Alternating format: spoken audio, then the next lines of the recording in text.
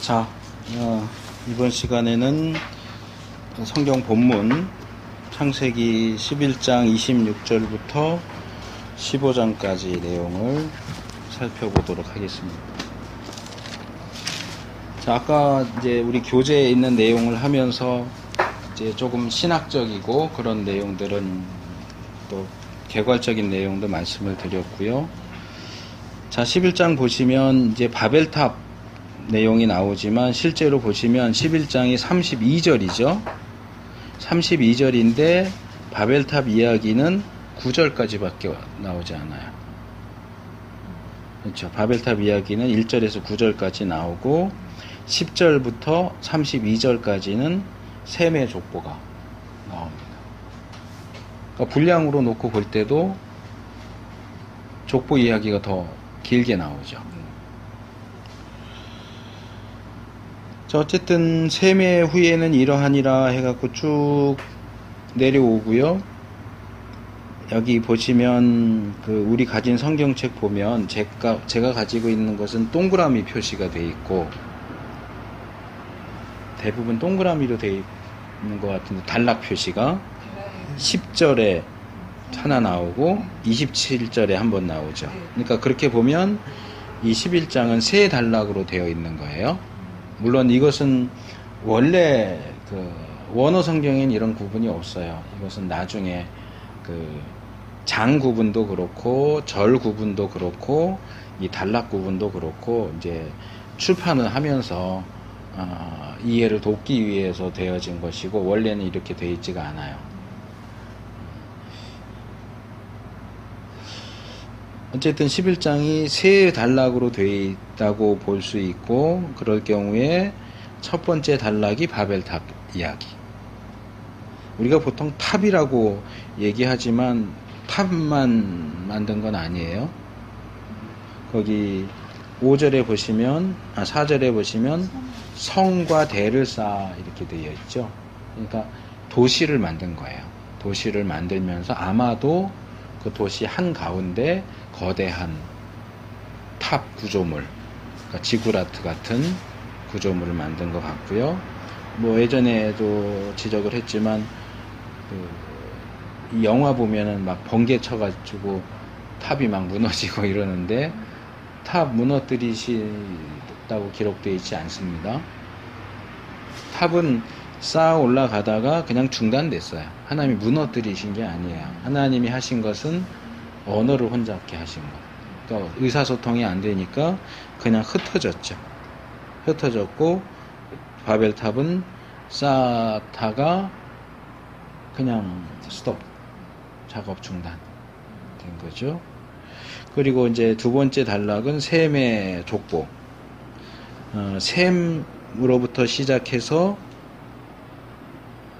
아브람과 나홀과 하란을 낳았더라까지. 그러니까 사실상 셈의 족보는 여기 셈에서부터 아브라함의 형제들까지가 족보예요. 하나의 족보고 27절부터 32절은 여기 이제 데라의 후예는 이러하니라. 이건 이제 제가 전에 창세기 처음 할 때 창세기를 구분하는 방식이 내용에 따라서 둘로 1장에서 11장 원역사, 12장에서 50장 족장사 이렇게 나눌 수 있지만 히브리 원어로 볼 때는 톨레도트라고 하는 얄라드, 낳는다, 낳다라고 하는 동사에서 파생된 톨레도트, 그러니까 계보, 족보. 근데 이게 우리 성경에서 여러 가지로 번역이 됐어요. 최소한 4개 이상의 단어로 번역이 됐기 때문에 원어로 보지 않으면은 구분이 안 돼요. 근데 여기 데라의 후예, 여기 후예, 그 다음에 10절에 셈의 후예. 그렇죠? 요게 톨레도트예요. 그러니까 보통 이 톨레도트는 셈의 후예 그러면 셈의 후예는 이러하니라 그랬을 때에 이어지는 내용에서 셈에 대한 얘기가 아니고 셈으로부터 시작해서 그 뒤에 얘기가 나오는 거예요.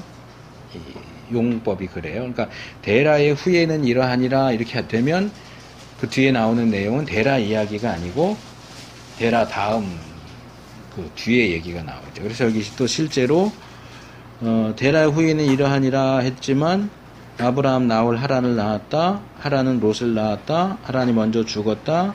아브라함과 나홀이 장가 갔다. 사레가 어쨌다. 뭐 이렇게 이제 데라 이후의 얘기가 나오죠. 그리고 아까 이제 잠깐 얘기 나온 것처럼 31절에 데라 가 그러죠. 데라 가. 갈대아 우르에서 떠나 가나안 땅으로 가고자 하더니의 주체는 아브라함이 아니고 데라예요. 그러니까 이 벌써 수천 년 전이다 보니까 이 가부장 제도를 우리가 이해해야 돼요. 그게 옳다는 아니지만 이 가장의 그러니까 좀 단적으로 얘기를 하자면 이제 우리가 가지고 있는 십계명과 루터교나 루터파나 카톨릭이 갖고 있는 십계명이 달라요. 내용이 빠지고 들어가는 건 없는데 구분하는 게 달라요. 카톨릭에서는 1계명과 2계명을 합쳐서 1계명으로 봐요.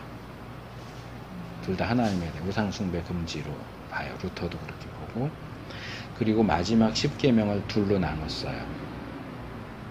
어떻게 나눴느냐 하면 9계명은 그러니까 우리가 가진 10계명은 뭐냐면 남의 아내나 뭐나 뭐 종이나 뭐나 이런 거 탐내지 마라 이렇게 되어 있는데 카톨릭에서는 남의 아내를 탐하지 마라가 9계명이고 아내 이외에 다른 것을 탐하지 마라가 10계명이에요. 뭐 여러 가지 이유가 있지만 거기까지 얘기할 건 없고 근데 이제 아내를 탐하지 마라라고 하는 것이 이거는 뭐 오래된 주제죠. 내 이웃의 아내를 탐하지 마라 그런 영화도 있고 영화 주제로 많이 나오잖아요.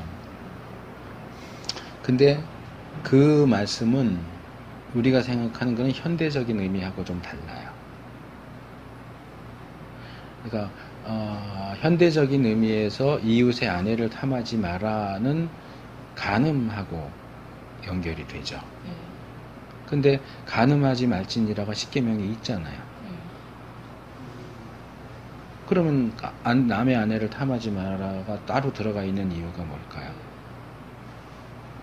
그리고 우리가 가지고 있는 10계명은 아내뿐만 아니라 집이나 땅이나 종 탐하지 마라 이렇게 나오거든요. 그게 묶어서 나오거든요.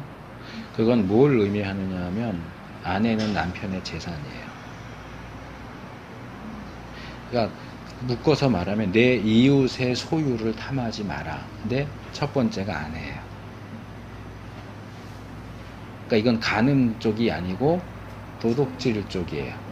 그러니까 내 이웃의 아내는 내 이웃의 소유인데 내 이웃의 소유인 이웃의 아내를 내가 탐하면 안 된다. 간음하고 조금 이제 결국 그것이 이제 간음하고 연결되는 건 맞지만 간음 금지는 이미 앞에서 나왔고 이 고대 가부장적인 사회 체계 안에서 아내는 남편의 소유고 자식도 남편의 소유예요. 그러니까 가장이 최고의 권력을 가지는 거예요. 그러니까 우리가 지금 생각하는 가장하고 달라요. 생사 여탈권이 가장에게 있어요. 아내 같은 경우는 얼마든지 이혼할 수 있는 그런 권리가 남편에게 있고 자식의 경우는 죽여도 누가 뭐라고 할 수 없어요. 왜? 아버지 소유니까. 그러니까 절대자예요. 절대자. 그래서 이제 아까 질문하신 것하고도 연결이 되는데 아들이 결혼했다고 해서 가장이 되는 게 아니에요. 가부장은 한 명이죠. 그 가족에. 그리고 이때는 대가족이니까. 대가족의 한 명의 가장이에요. 가부장이에요. 그 아버지가 돌아가시고 나면 아들 이제 첫째가 이제 물려받는 거죠. 그러면은 둘째 만약에 동생부터 그 형의 뜻에 따라야 되는 거 같이 물려다니는 거예요? 아니 이제 뭐 분가해서 살고 그런 건 가능하죠. 근데 같이 산다고 할 때는 얘기가 다르죠. 그럼 그 형님한테 되게 절대 권력이 또 지어지는 거죠? 그렇죠.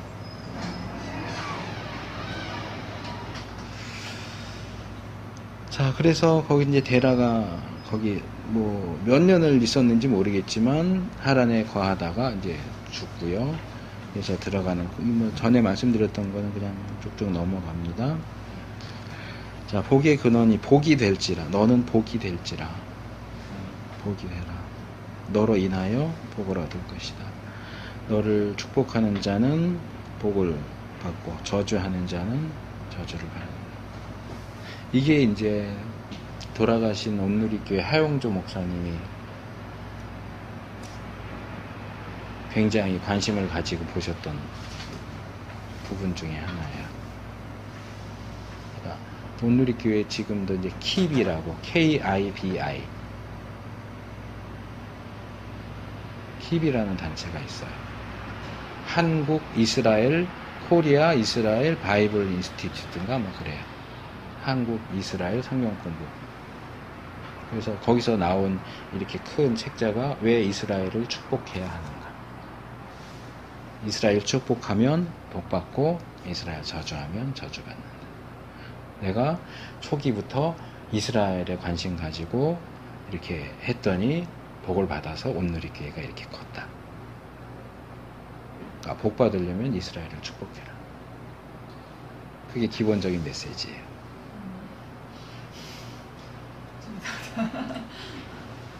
근데 이제 성경에 써 있는 구절을 가지고 하니까 그 성경이 틀렸어 이렇게 말하기도 어렵고. 근데 그게 신약으로 오면서 이스라엘만 지목하는 게 아니라 하나님의 택한 백성을 그 의미가 넓어지는 거 아닌가요? 넓어지죠.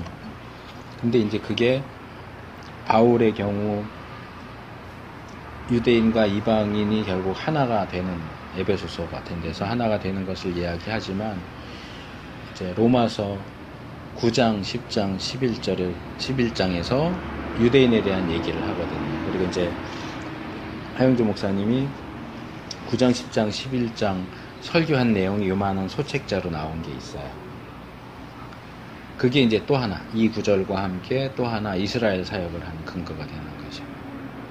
그럼 하나님이 이스라엘을 버리셨느냐? 결코 그렇지 아니하니라. 이스라엘이 예수님을 거절하고 그래서 복음이 이방인에게 가고 이방인의 충만한 숫자가 다시 차면 다시 이스라엘이 국가적으로 민족적으로 회개하게 될 것이고 그래하여 온 이스라엘이 구원을 얻으리라. 이제 그 온 이스라엘이 구원을 얻는다는 걸 어떻게 해석해야 하느냐는 이제 신약학에서 많이 논란이 돼요. 그러니까 그냥 혈통적으로 이스라엘이면 다 구원받느냐. 그렇게 주장하는 사람이 있는가 하면 저는 거기 동의할 수는 없어요. 혈통적으로 이스라엘이라도 예수를 믿어야 구원받죠. 혈통으로 구원받는 게 아니니까. 그게 성경의 가르침이니까. 근데 이제 이 부분에서 하나님이 구약에서 이스라엘을 선택하셨고 그렇게 언약을 깨트리고 배반하고 해도 결국 하나님이 이스라엘을 다시 회복시키시잖아요. 근데 이제 우리는 구약에서의 회복만 생각하고 신약에서 이제 오면 뭐 구원이 유대인에게서 난다. 그래서 예수님이 유대인으로 오셨고, 그렇죠? 사도들도 다 유대인이고 바울도 유대인이고, 그래서 유대인 중심의 교회가 형성이 됐고 그 이후로는 이제 이방 세계로 이제 퍼져 나가지만 그래서 하나님은 유대인에 대한 관심을 결코 저버리지 않으신다. 그리고 이제 해석에 이제 심각한 문제가 발생하는데 구약 예언서가에 나오는 이스라엘 회복에 대한 예언은 구약 시대에 완전히 성취된 것이 아니고 여전히 남아있다가 지금 성취되고 있다. 현대 이스라엘 국가가 회복된 것이 구약 예언의 성취고 지금도 세계 각국에 퍼져 있는 유대인들이 팔레스타인 땅으로 돌아오고 있고 우리 그리스도인들은 유대인들의 귀환을 도와야 된다. 그게 이스라엘을 축복하는 방법 중에 하나다. 이렇게 이제 연결이 되는 거예요. 근데 지난번에 제가 예언의 다중적 성취에 대해서 말씀드린 것처럼 땅에 대한 약속도 보통 여호수아서에서 성취됐다고 그러지만 거기서 끝나지 않거든요. 후손에 대한 약속은 출애굽기 초반부에서 성취된다고 하지만 거기서 끝나지 않거든요. 계속 오고 그게 결국은 신약으로 연결된단 말이에요. 그리고 아브라함의 후손은 결국 혈통을 따라가는 게 아니고 믿음을 따라간다고요. 그래서 이제 교회로 연결이 되는 거고 그 땅도 여전히 지금 물리적인 그 땅으로 되는 게 아니고 지상이죠. 지난번에 제가 랜드하고 어스하고 말씀드렸죠. 그렇게 이제 확대되고 결국 하나님 나라로 연결되는 거란 말이에요. 근데 그것을 그 부분에 있어서 혈통적인 이스라엘, 아브라함의 후손, 물리적인 가나안 땅, 이렇게 그것을 주장한다면 그 사람은 구약시대에 사는 사람인 거죠. 사실 구약시대 안에서도, 구약성경 안에서도 이게 점점 영적인, 물리적인 영역에서 영적인 영역으로 넘어가는 그 흐름이 보이고 있는데, 그러니까 구약을 제대로 공부한다면 사실 구약 안에서도 그렇게 절대적으로 주장하기 어렵거든요. 그러니까 결국 그것은 한마디로 말하면 신학의 부재예요. 신학이 없는 거예요. 성경에 그런 구절들이 나왔으니까 그냥 그렇게 주장을 하는데 그런 식의 주장에는 동의할 수가 없어요. 그러면 뭐 단적으로 말해서 아브라함을 축복하는 자는 복을 받고 저주하는 자는 저주를 받는다. 그러면 오늘날 우리가 이스라엘에 대해서 어떻게 해야 될까? 우리가 복음의 빚진 자죠. 저 구약을 거쳐서 신약으로 해서 예수님도 유대인이었고 우리가 그들의 어떤 나쁜 점도 있었지만 어쨌든 그들을 통해서 구원이 왔으니까 우리가 고맙게 생각하고 또 우리가 그들을 도울 게 있다면 돕고자 하고 그런 것에 대해서는 문제될 건 없어요. 일반적인 측면에서.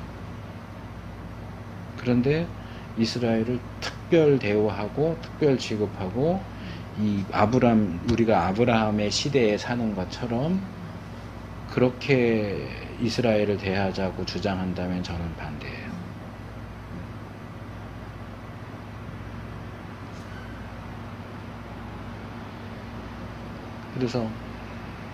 그래서 신학이 중요한 거예요.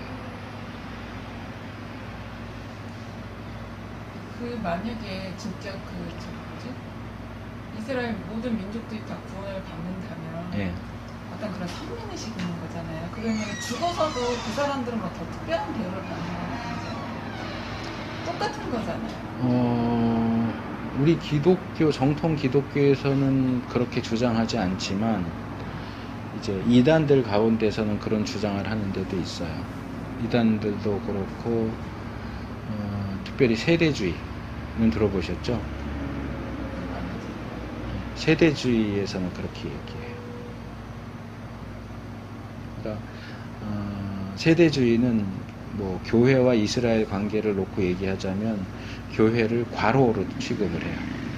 과로로 취급한다는 건 뭐냐면 원래 하나님의 구원 역사에 있어서 하나님의 백성은 이스라엘 뿐이다 라고 보는 거예요. 그래서 구약도 계속 이스라엘을 상대해 오셨고 신약에서도 예수님이 유대인들 사이에 오셨고 그래서 원래 하나님의 계획에 의하면 예수님 당시에 유대인들이 예수님을 받아들였어야 돼요. 그럼 그렇게 해서 이제 쭉 가서 메시아 역할을 하시고 이제 천국으로 연결되는 건데 하나님의 계획이 틀어진 거예요. 유대인들이 예수님을 거절했어요. 그래서 원래 하나님이 계획에 없었던 교회를 세우셨어요.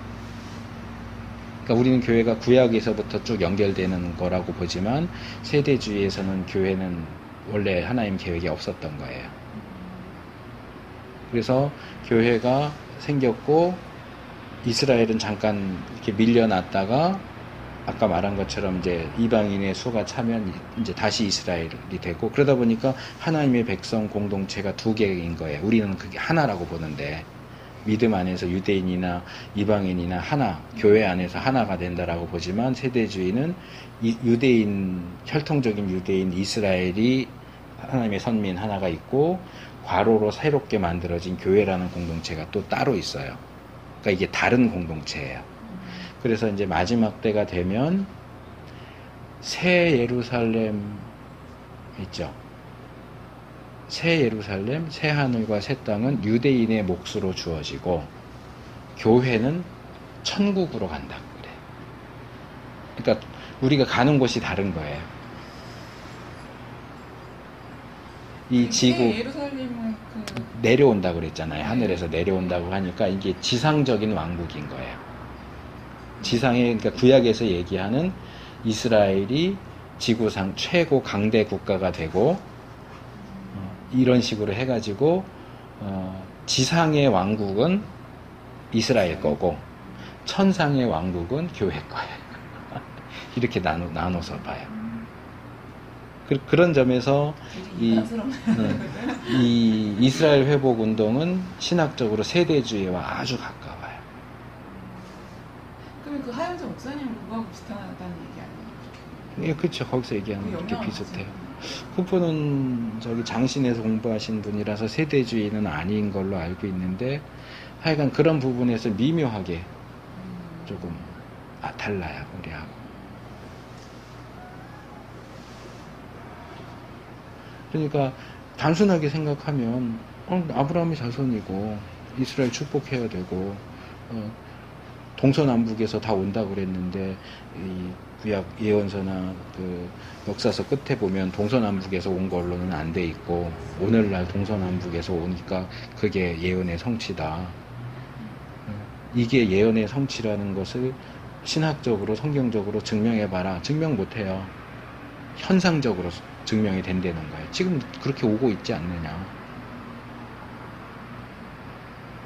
근데 현상적으로야 뭐, 그 예언을 현상적으로, 현상과 연결시키는 건 굉장히 조심해야 돼요.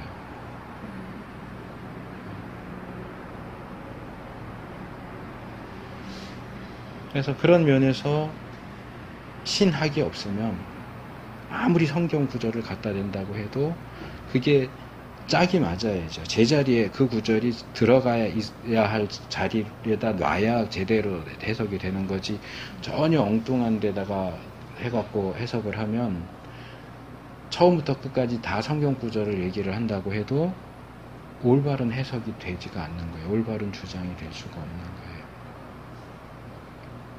그래서 이제 두란노에서 종종 초대하는 그 인스트레이던가 하는 그 유대인 출신 그 이스라엘 회복운동 하는 사람이 있는데, 그 사람은 정말 인정할 수 없고 받아들일 수 없는. 그래서 그 사람은 뭐라고 얘기냐면, 이제 마지막 때에 이 예루살렘이 지금 이렇게 나눠 갖고 있잖아요. 이스라엘이 다 가진 게 아니잖아요. 이슬람도 있고. 이게 이제 결국 다 유대인들 소유로 들어오게 되고, 거기에 에스겔이 예언한 성전을 지어야 된대요. 마지막 때에 성전을 짓고 에스겔에서 예언한 대로 다시 희생제사로 드려야 된대요. 그리고 전 세계의 교회와 그리스도인들은 그 예루살렘에 새 성전 짓는 거 도와야 된다. 헌금하고 협력해야 된다. 그건 결국 구약으로 돌아가겠다는 거예요. 예수님이 다 하셨는데. 그러니까 에스겔 예언이 아직 성취가 안 됐으니까 그게 그거 해서 성취가 된 거잖아요. 그렇지, 영적으로 성취가 됐다고 보는데 이 사람들은 영적으로 됐다고 안 보는 거예요. 물리적으로 성취가 돼야 된다는 거예요. 그러니까 이제 이스라엘 선교여행 갔다 온 이제 목사님들도 많고 이러면 이제 가가지고 저희 집사람도 사왔는데, 뿔나팔 쇼파르라고 양 뿔로 이렇게 생긴 거, 예배 시간에 그거 불어요. 유대인들이 그런 식으로 했으니까 따라 하는 거예요. 그리고 이제 그 하는 사람들은 그거 요즘 몇몇 교회들이 예배 시간에 그렇게 쇼파를 불고 이렇게 하는 거 참 잘하는 거다. 아니요, 저는 잘하는 거라고 생각하지 않아요. 유대인들이 그 시대에 따라서 하는 거지, 왜 교회가 교회 예배 시간에 쇼파를 뭐 악기 사용하는 거야, 뭐 악기라고 생각하고 하면은 뭐 못할 것도 없지만, 구태여 그거를 이스라엘에서 사와가지고 예배 시간에 그 소리 엄청 크거든요. 잘 안 부러져요, 웬만해서는. 근데 그거 뭐 불고 이스라엘 사람들 하는 그런 것들을 흉내내고 뭐 기도할 때면 이런 거 쓰고 하고, 그런 것들을 우리가 구태여 유대교로 돌아갈 필요가 없어요. 근데 유대교로 돌아가는 거 권장, 유대교로 돌아가자고 그러진 않지만 유대교적인 그런 것들을 막 권장하고 잘한다고는 저는 절대 아니에요. 이미 우리가 제가 구약을 전공하고 있긴 하지만 구약을 거쳐서 신약으로 왔고 예수님이 모든 걸 다 이루셨는데 왜 우리가 다시 구약으로 돌아가야 되냐고요. 교수님 그러면은 그 뭐지? 칼빈 그 개혁주의를 신학과 공부 다 하셨으면은 목사님들이 그 불필요성을 아시면서도 그걸 받아들이는 거죠.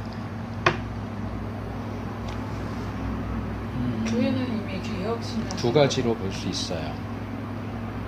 하나는 정상적으로 제대로 배웠는데 자기가 배운 그 신학이 잘못됐다고 보는 거죠. 그게 이제 보통 말하는 대체 신학이에요. 그러니까 이제 뭐 신학을 안 해서도 그쪽에 관여되어 있으면 청년들도 뭐 뜬금없이 대체 신학 그래요. 뭐냐 하면 이제 교회에서 기본적으로 가르치는 것이 이스라엘이 교회로 바뀌었다, 대체됐다. 그러니까 엄밀히 말하면 저도 대체 신학은 잘못됐다고 봐요. 이스라엘이 교회로 바뀐 게 아니고 유대인 믿는 사람, 이방인 믿는 사람이 다 교회로 이렇게 들어오는 거죠. 이스라엘이 교회로 바뀐 게 아니고 이스라엘은 이스라엘의 역할이 끝난 거고 그러면서 이제 교회로 자연히 이렇게 넘어온 거지 대체했다고 보지는 않아요. 그래서 교회가 다 이방인으로만 있는 건 아니잖아요. 유대인, 그리스도인, 이방인, 그리스도인 다 합치는데 사실상 그 교회 역사 속에서 이제 유대인 중심의 예루살렘 교회나 안디옥 교회가 있었고 이방인 선교가 이제 되면서 교회의 주도권이 이방인 교회, 이방인 출신 그리스도인이 중심이 되는 교회로 넘어가면서 여러 가지 이유로 인해서 안티세미티즘이라고 반셈족주의, 그러니까 이스라엘 반대하는 유대인들 반대하는 그런 움직임이 독일과 프랑스 이런 데 중심으로 해서 일어났거든요. 그러니까 뭐냐 하면 이제 이방인 교회가 유대인은 우리 주님 예수님을 죽인 나쁜 놈들.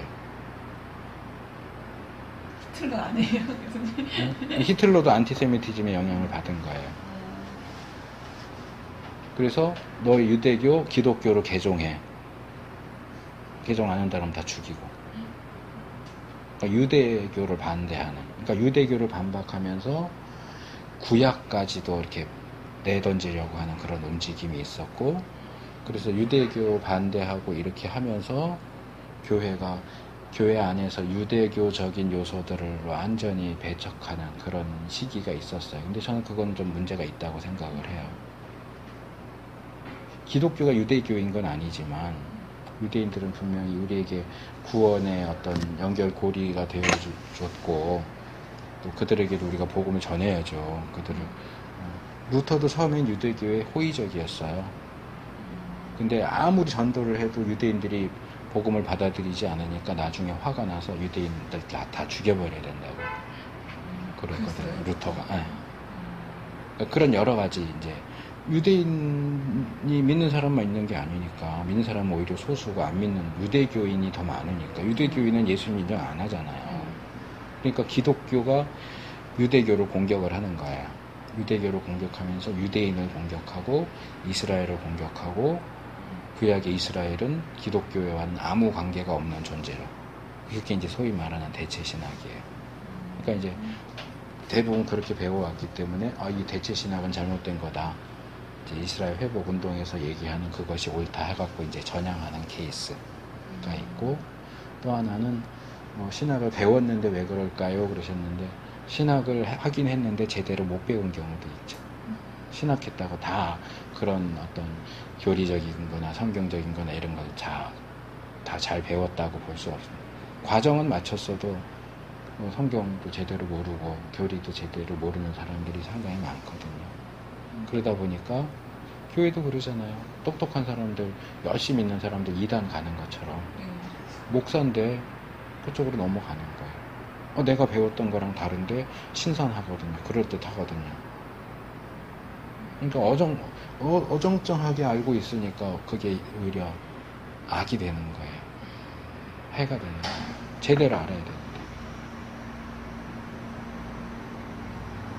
그 이제 이전에 제가 어떤 집사님 얘기를 했죠. 어떤 세미나 갔더니 목사님 그냥 강의 시작부터 끝까지 계속 성경 구절만 이렇게 얘기하시는데 참 성경적. 아니요.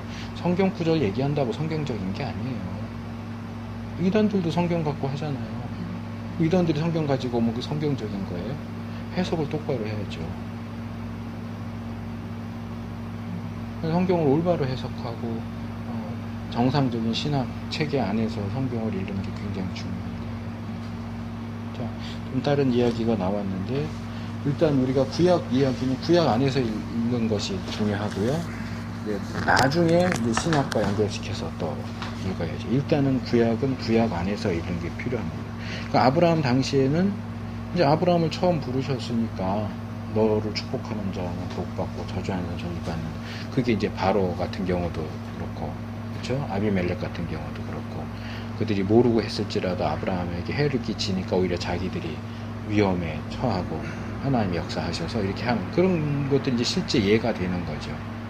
그렇다고 해서 아브라함이나 또는 족장들이 막 안하무인으로 니들 나한테 잘못하면 하나님이 가만 안 둬? 이러면서 그렇게 하라는 얘기는 아니거든요. 그러니까 너를 인하여 복을 받는다고 하는 것은 이제 결국 예수님 말씀하신 것처럼 구원은 유대인에게서 나온다. 유대인의 혈통을 통해서 메시아가 태어나고 우리가 유대인의 덕을 본 건 맞는 거죠. 근데 우리한테는 덕을 보게 해놓고 자기들은 안 믿으면 덕 보게 했다고 안 믿는데도 구원해 주시나요? 그건 아니거든요. 자, 75세에 들어갔다. 가나안 사람이 그 땅에 거했다.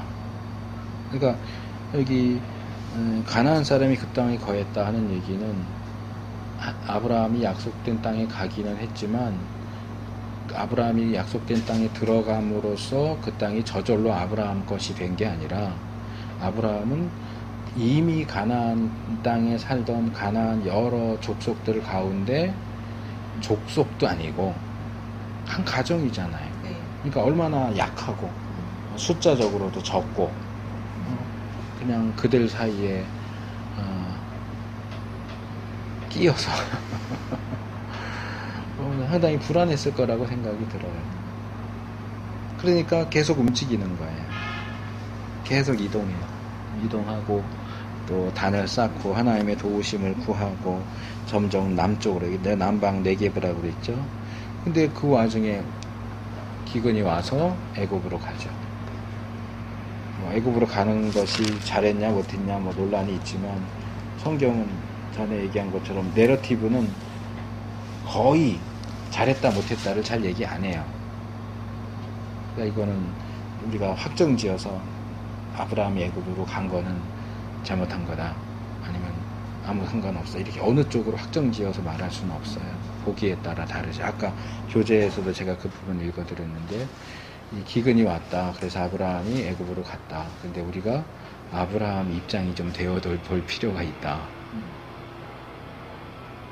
그러니까 본문은 잘했다는 아니지만 아브라함이 애굽으로 내려간 부분에 대해서 어떻게 보면 그럴 수밖에 없었다는 식으로 얘기해요. 10절에 그 땅에 기근이 있으므로 아브라함이 애굽에 우거를 하여 그리로 내려갔으니 이는 그 땅에 기근이 심하였습니다. 기근이 심해서 어쩔 수 없었다라는 식으로 얘기해요. 이제 아브라함이 거짓말하죠. 거짓말해서 부자가 되고요. 하나님이 바로의 집에는 재앙을 내리셨고요. 그러니까 이것은 아브라함이 아직도 덜 된 거예요. 그래서 전에도 강조했지만 우리가 아브라함을 믿음의 조상이라고 해서 처음부터 완벽한 인물이었을 것이다. 그렇게 보면 많은 부분을 놓치게 돼요. 성경이 얘기하는 것을. 하나님이 보호하시는 인물이죠. 그렇다고 해서 연약해도 괜찮아, 이건 아니에요. 어떤 분이 예전에 제가 저희 교회에 출석하시던 분이 가스펠송 중에 있는 모습 그대로 있죠. 있는 모습 그대로 오시기를 원하십니다. 맞아요. 근데 있는 모습 그대로 오시기를 원하지만 온 지 10년이 됐는데도 있는 모습 그대로 있는 건 원하시지 않아요. 그걸 착각해서 하나님 있는 모습 그대로라고 그랬잖아요. 아니, 올 때는 있는 모습 그대로 오지만 와서는 변화되려고 노력하고 잘못된 거 버리려고 노력해야지. 믿은 지 10년 20년이 지났는데도 나는 처음 예수님 믿을 때 있는 모습 그대로야. 그거는 자랑이 아니죠. 문제가 있는 거죠. 제가 자주 드는 예로, 아니, 초등학교 1학년 들어가서 10년 지났으면 6, 7, 8, 9, 10, 고등학교 1학년이 되어 있어야 하는데, 여전히 초등학교 1학년인데, 나는 10년째 초등학교 1학년이야. 그게 자랑이냐고요. 그러니까 사람이 얼마나, 얍삽하고, 그러면서도 멍청한지, 그런 찬양을 은혜롭게 부르면서 자기의 그 상황에다 접목을 시키는 거예요. 하나님 있는 모습 그대로 나를 받아주신다고 했어. 믿은 지 한참 지났어도 하나도 변화하지 않고 죄악된 모습을 있으면서 자기를 안위하는 거야. 하나님 있는 모습 그대로. 아니요, 그렇지 않아요.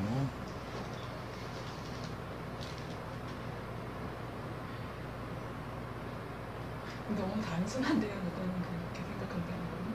의외로 많아요. 단순하다고 말할 수도 있지만 분별력이 없어지는 거예요. 사람이 뭔가에 꽂히고 자기에게 유리하게 뭔가를 하려고 할 때는 분별력이 없어져요. 원래 그 사람이 멍청하고 단순해서 그러는 게 아니고 똑똑한 사람인데 어디에 꽂히면 분별력이 없어져요. 당연히 아닌데도 그렇다고 생각하고, 사기당하는 사람들이 다 멍청해서 사기당하는 거 아니에요.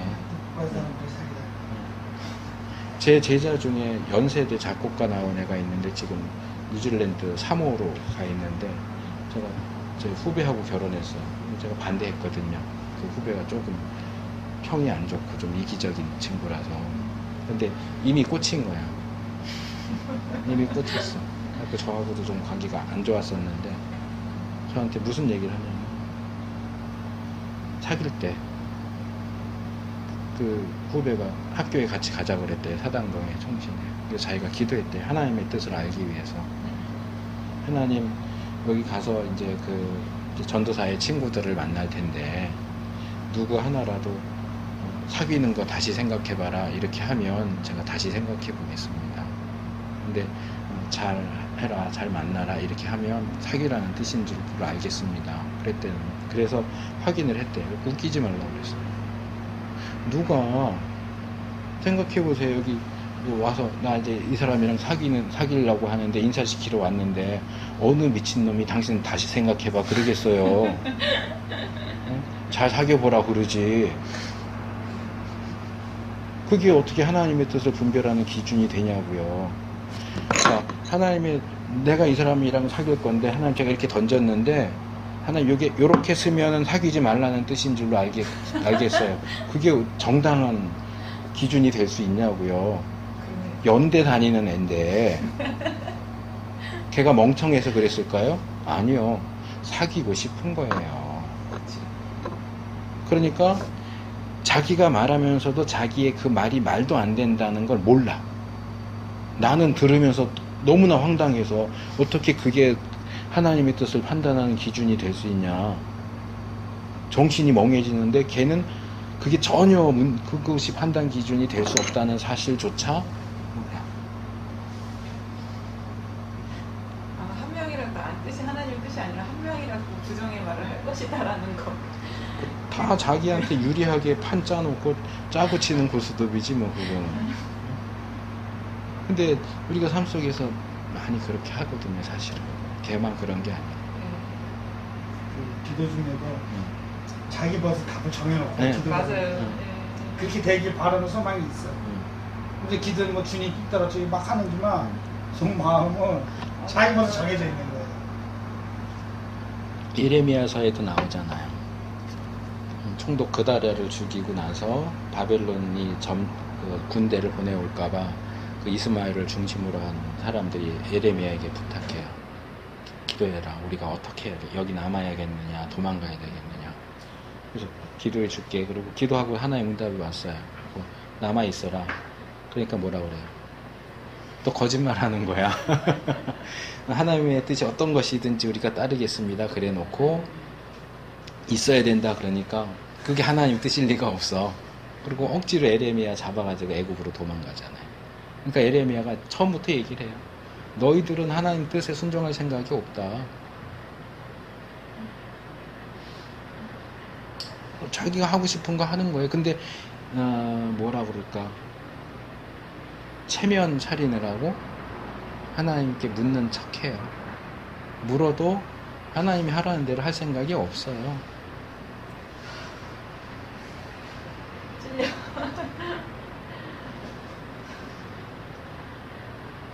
하나님 이렇게 할까요? 저렇게 할까요? 나는 벌써 하고 싶은 게 결정돼 있어요. 그럼 뭐 그래놓고 이렇게 할까요? 저렇게 할까요? 발람의 기도도 그렇잖아요. 하나님 가지 마라 그럼 가지 마라가 하나님 뜻인데 더 많은 선물 갖고 오니까 또 물어볼게. 또 물어보는 건 뭐예요? 가고 싶다는 거 아니에요.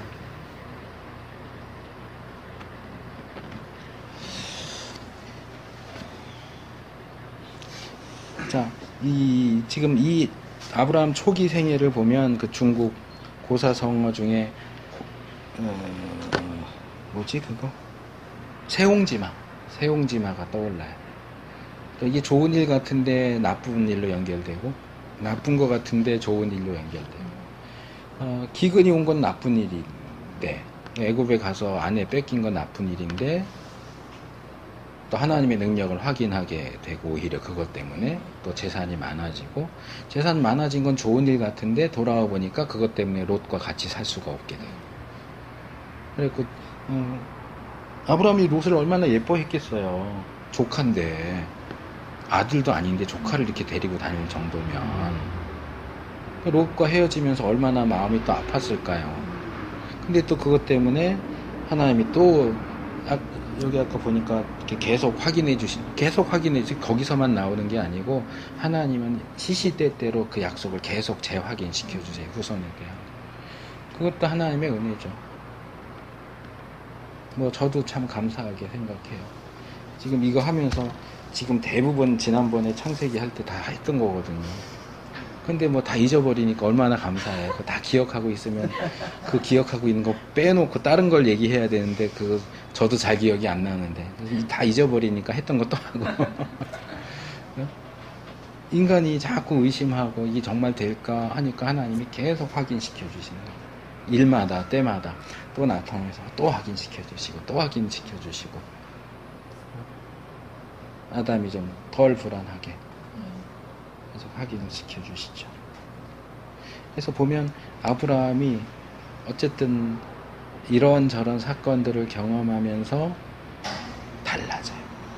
우리 아브라함이 달라졌어요.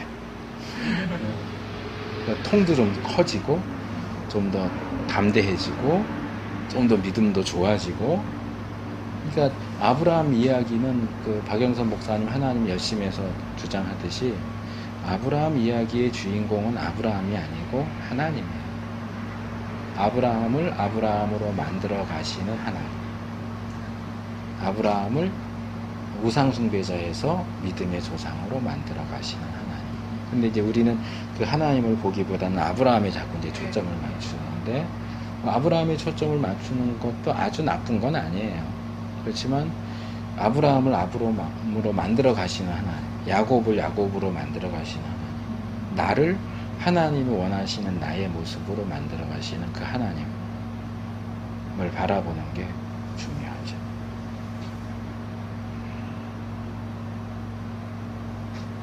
그리고 이제 전쟁이 일어나죠.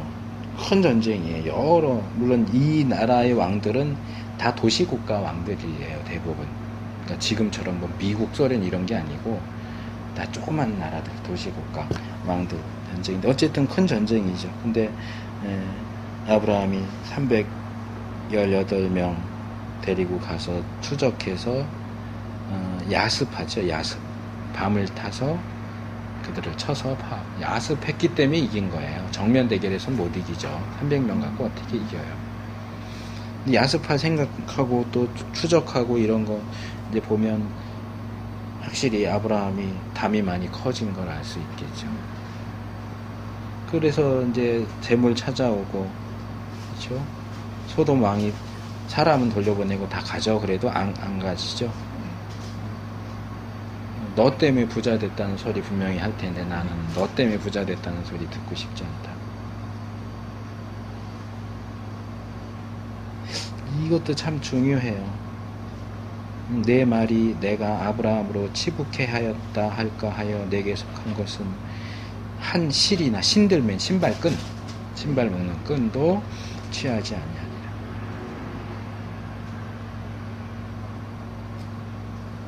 오늘날 사역자들이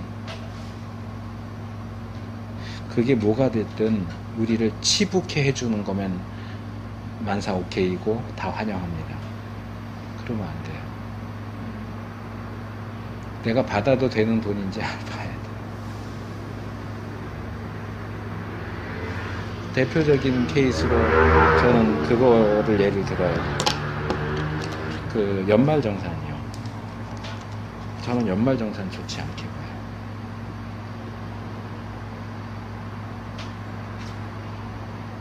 자, 연말정산이 근본적으로 뭐죠? 뭐를 하자는 거예요? 세금 환급. 예. 왜 환급을 받아야 된다고 그러죠? 과하게 저기 징수된 거 다시 그거 아니에요. 그거 아니에요. 그거는 세무서에서 하는 거. 교회에서 해주는 건 구제예요.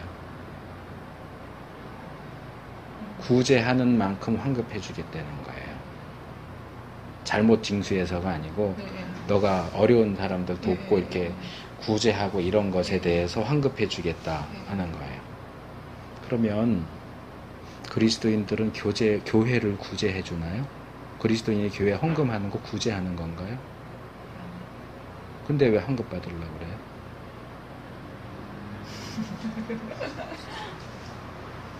자, 내가 구제를 목적으로 구제 헌금을 했어요. 그건 환급금 오케이. 근데 구제가 아니라 그냥 헌금에 11조 했어요. 11조 했어. 내가 하나님께 11조 헌금해놓고 왜 나라에서 돈을 받으려고 그래요? 도를 받으려고 그래요? 내가 하나님한테 구제했어요? 그거 환급금 받는다는 얘기는 나라에서 하니까 뭐 공돈 그거 뭐 다시 받아서 다시 헌금하지 이렇게 하는데 저는 그 사고 자체가 틀렸다고 생각해요. 헌금은 하나님께 드린 거예요. 구제한 게 아니에요. 직장 다닐 때 아무 생각 없이 속는 거죠, 받았어요. 우리가. 예. 또 목사님도 한 2천만 원 따고 한 3천만 원 써주시고 예. 다 다 속는 거예요. 예, 그렇게 해주고 아무 생각 없이 했거든요. 거기에서 우리 판단의 기준은 뭐냐면 돈이에요. 여기서 아브라함의 판단의 기준이 돈이라면 받았겠죠. 받아야죠. 내가 달라고 한 것도 아니고 지가 주겠다고 그러는데 왜 그걸 거절해요? 나라에서 환급해 주겠다는데 그걸 왜 거절해요? 근데 우리가 교회에 드리는 헌금이 구제금이냐고요. 근데 왜 환급을 받아야 된다고 생각해요? 그래서 제가 예전에 저희 교회 이제 청년들이 있을 때 그거 갖고 제가 막 뭐라고 그랬어요. 구제 헌금 낸 거는 내가 해줄 수 있다. 물론 저희는 교회 그 등록을 안 해서 해줄 수는 없었어요. 근데 이제 구제 헌금을 환급금 그 연말정산 해달라 그러면은 구제 헌금 한 것만 모아갖고 해주는 거 나는 그건 오케이다. 근데 주일 헌금, 감사 헌금, 11조 헌금 한 거 환급금 해달라는 건 나는 뭐 예를 들어서 저희 교회인데 뭐 돕는다고 한 달에 10만 원 이렇게 하시는데 해달라고 그래. 그러면 불법인데 어쩔 수 없어요. 또 저희 교인이면 또 뭐라 그럴 텐데 남의 교인인데 하면 이제 저희 막내 동생이 다른 교회에 이제 부목사로 있고 행정을 하니까 걔한테 이제 얘기해갖고 좀 해줘라 이렇게 해서 했는데 사실 그것도 불법이죠. 근데 또 저희는 등록 안 돼 있어서 못합니다. 이렇게 하기도 뭐 하잖아요. 그러니까 어떤 분은 저기 돕느라고 헌금하고 싶은데 환급금 돼요? 그래서 안 돼요. 그러니까 안 하시더라고요.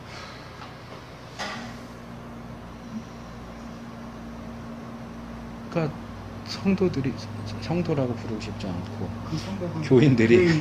교인들이 하나님께 드린 헌금도 헌금으로 생각 안 하고 그거 돌려받을 생각을 하고 있으면 그건 헌금이 아닌 거예요. 돌려받을 생각을 하는 헌금이 그게 무슨 헌금이에요. 헌금 해놓고 구제비 돌려받는 걸로 해갖고 받을 생각하고 있으면 구제하는 거죠. 교회 구제하고 하나님 구제하는 거죠.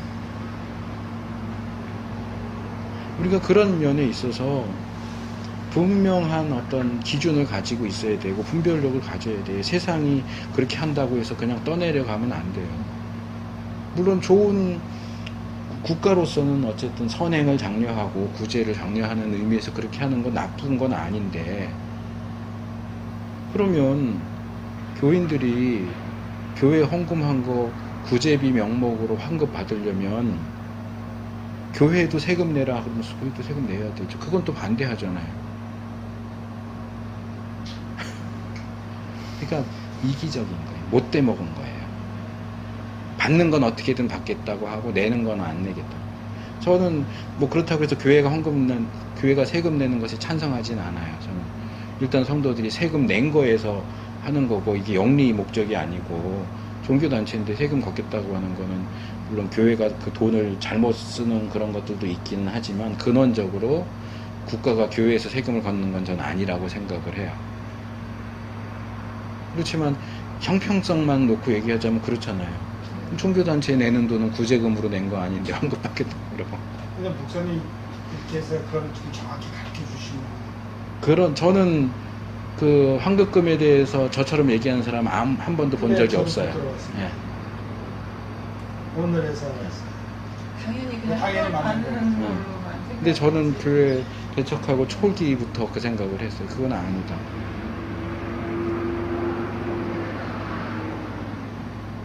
그러니까 우리의 기준이 하나님이어야 돼요. 말씀이어야 되는데 세상과 돈. 근데 뭐 이렇게 표현해서 죄송하지만 돈이라 그러면 환장을 해요. 교회도 목사도. 그럼 그건 더 이상 교회가 아닌 거예요. 목사가 아닌 거예요. 평신도 이 아내를 누이라고 속이고 하는 좀 병신 같은 병신도 아브라함도 돈 주겠다는데 안 받잖아요. 근데 목사가 돼갖고 그거를 장로가 돼갖고 권사가 돼서 집사가 돼갖고 교회 하나님한테 헌금해놓고 그걸 구제한 걸로 돌려받겠다고 써달라고 그러고 그것도 더 써준다고 그러고 이게 무슨 다 사기꾼들이지. 무슨 하나님 믿는 사람들. 그랬더니 이후에 하나님이 나타나셔서 내가 너의 방패다. 내가 너의 상급이다 그래요. 방패다는 왜요? 언제 보복당할지 두려운 거예요. 일단은 막 멋모르고 막 가서 이렇게 해갖고 뺏어오긴 했는데 이거 누구야? 아브라함이라는 놈인데 이거는 나라도 아니고 한 가족밖에 안 돼. 이거 가서 그냥 박살을 내버리자. 이러면 그럼 꼼짝없이 당할 수밖에 없어요. 얼마나 아브라함이 두려워했겠어요. 그러니까 하나님 나타나시면서 바로 하시는 말씀이 두려워하지 마라. 내가 너 지켜줄게. 그리고 너 소돔 왕의 제안 거절한 거 잘했다. 내가 너의 상급이다. 내가 너한테 상 줄게. 소돔 왕이 주는 상 말고 내가 상 줄게. 이제 자녀에 대한 것, 그러면서 이제 여기 횃불 언약을 하죠. 이제 재밌는 것은 처음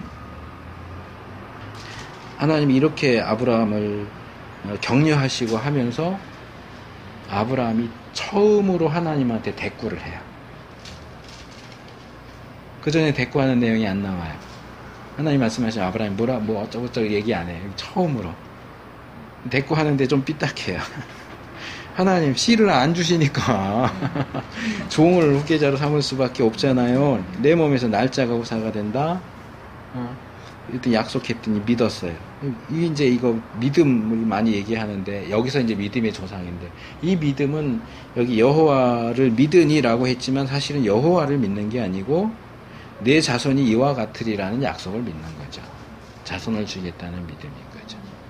근데 자손을 주실 거라는 믿음, 자손을 주실 수 있는 하나님에 대한 믿음, 이렇게 되는 거죠.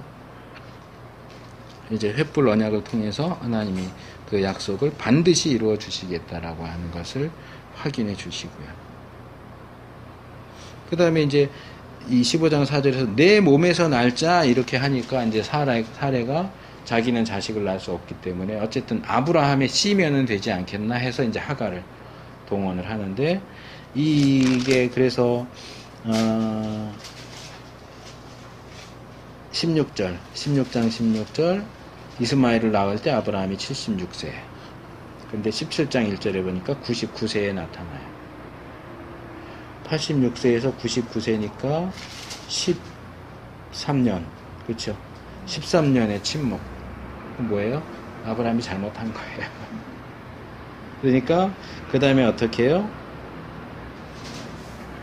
너와 사라 사이에서 너만 씨만 있으면 되는 게 아니고 사례를 통해서 할 거다.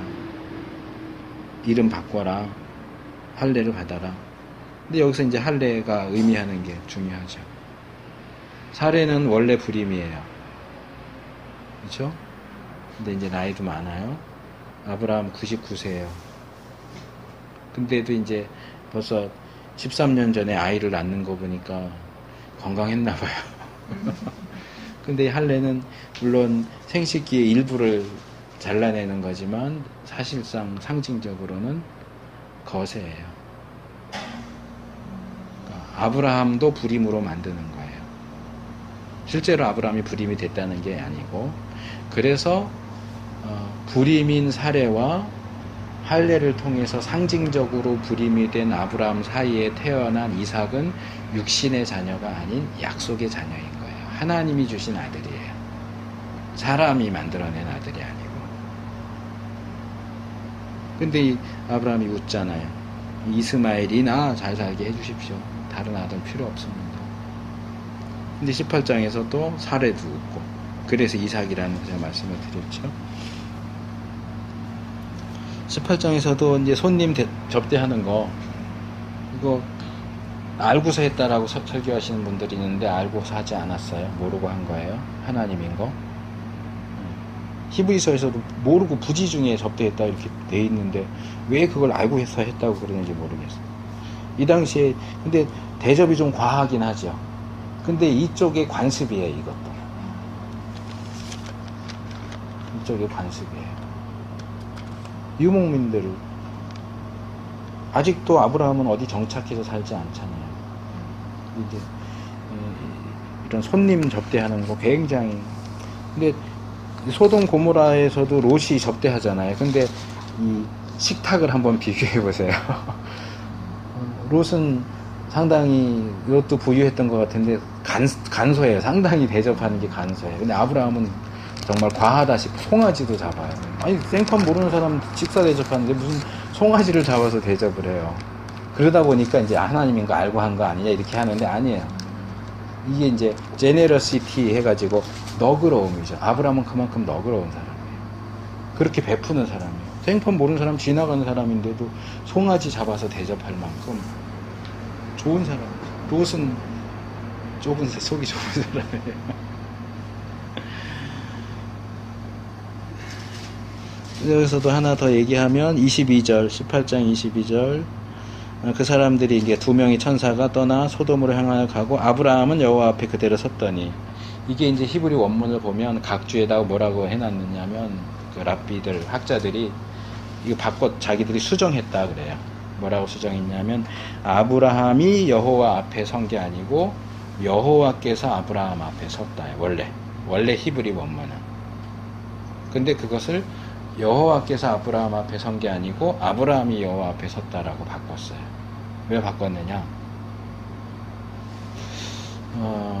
프리젠이라는 신학자도 그렇고 크라우스라는 신학자도 그렇고 이 사람들 책을 보면 뭐라고 하냐면 하나님은 영원히 1인칭이지 3자가 될 수가 없다. 우리가 하나님에 대해서 신학을 하지만 하나님을 객체로서 3자로서 대우할 수 없다. 하나님은 항상 주체다. 하나님이 가장 중요하고 하나님은 항상 중심이에요. 하나님이 뭔가 부족한 것처럼 사람에게 좀 주면 안 되겠니 이러시지 않아요. 근데 여기서 분명히 하나님이 아브라함에게 뭔가 얘기하고 싶어서 서 계신 건데도 불구하고 유대인의 사고 방식상으로는 하나님이 아브라함한테 할 얘기가 있어서 아브라함은 그냥 서 있는데 하나님이 이렇게 아브라함한테 뭔가 바라는 게 있는 것처럼 그 앞에 서 있는다라는 것 자체가 불가능하다는 거예요. 바꿨어요. 주체를. 아브라함이 하나님에 서 있는 것처럼. 근데 아니에요. 원문은 하나님이 아브라함 앞에 서 있는. 그게 뭐냐면 아브라함으로 하여금 소돔을 위해서 중재할 수 있는 기회를 주시는 거예요. 지금 두 사람 소돔 멸망시키려고 갔다. 근데 여기서 이제 우리가 배울 수 있는 것은 우리의 신앙도 하나님 중심이어야 한다는 거예요. 앞에서도 계속 나왔던 주제지만 우리의 신앙은 대부분 우리를 중심으로 해요. 내가 중심에 있고 하나님은 나를 도우시는 분, 하나님이 나의 헬퍼, 내가 주연, 하나님이 조연. 아니요, 그렇지 않아요. 하나님이 주연이고 내가 조연이에요. 사고방식을 완전히 뜯어 고쳐야 돼요. 하나님 부려먹으려고 그러지 마세요. 하나님은 예수님이 요한복음에서 말씀하신 것처럼 바람이 임의로 불되 하나님이 임의로 일하세요. 그러면 나는 그걸 보고 하나님이 이렇게 하셨구나, 하나님이 이렇게 하시는구나 하는 거지, 하나님 와서 이거 좀 하세요. 이번에 내가 사업하려고 하는데 하나님 이거 좀 이렇게 해주세요. 내 자녀에 대한 거 이런 거 해주세요. 우리의 기도가 대부분 그런 거란 말이에요. 하나님 부려먹으려고 그래요. 아니요. 하나님이 나를 부리시는 거예요. 그래서 전에도 얘기했지만 이제 천동설, 지동설을 제가 신동설, 인동설. 우리의 사고는 신동설이에요. 하나님이 나를 위해서 움직여요. 아니요. 성경의 사고는 인동설이에요. 하나님이 중심이에요. 우리 인간이 하나님 주위를 도는 거예요. 태양이 중심이고 지구가 태양을 도는 거지, 지구가 중심이고 태양이 지구를 도는 게 아니에요. 근데 우리는 지구가 중심이라고 생각했던 것처럼 내가 중심이라고 생각해요. 내가 중심이고 태양이 지구 중심으로 돌듯이 하나님이 나를 중심으로 돈다고 생각해요. 아니에요. 그러고 보니까 15장, 오늘 15장까지 해야 되는데 막 계속 왔네. 자, 오늘 여기까지 하겠고요. 다음 주에 4강, 5강 준비해 오시면 되겠습니다.